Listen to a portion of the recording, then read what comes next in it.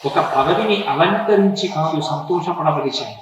ఒక పదవిలో కూర్చుని అధికారం చెలాయించడం కన్నా ఒక పదవిని అధిష్ఠించడం ద్వారా ఎంత మందికి సేవ చేశారు, ప్రజల పట్ల సేవ విషయంలో ఎంత కర్తవ్యత నిష్టని మీరు పొందగలిగారు అన్న దాని చేత మనిషి శాశ్వతుడు.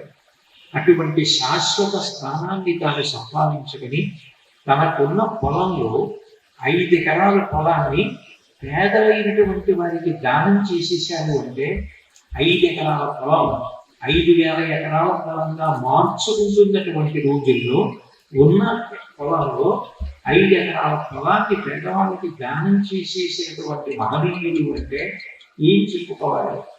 ఇది ఇంకొక ఆశ్చర్యకరమైన విషయం చెప్తాను. ఎన్నో గొప్ప గొప్ప సభలలో ప్రజలను ఉద్దేశించి కులానికి వ్యతిరేకంగా మాట్లాడుకుంటారు. కులం అన్న సంకుచిత భావాన్ని అలవాటు చేసుకోకండి.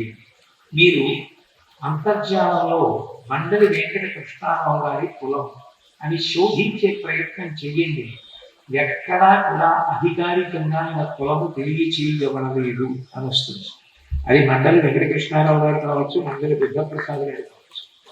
ఇద్దరి విషయంలోనూ మీరు అంతర్జాలంలో శోధిస్తే మీకు అలా కనపడుతుంది.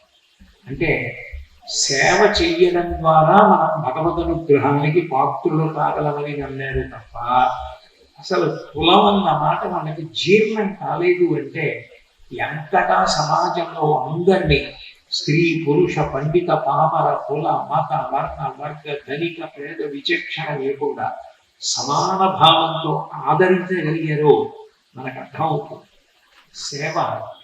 సేవ ద్వారా మనిషి ధరించడం ఈనాటి విషయం కాదు. ఇది భారతీయ సంస్కృతిలో అంతర్భాగం.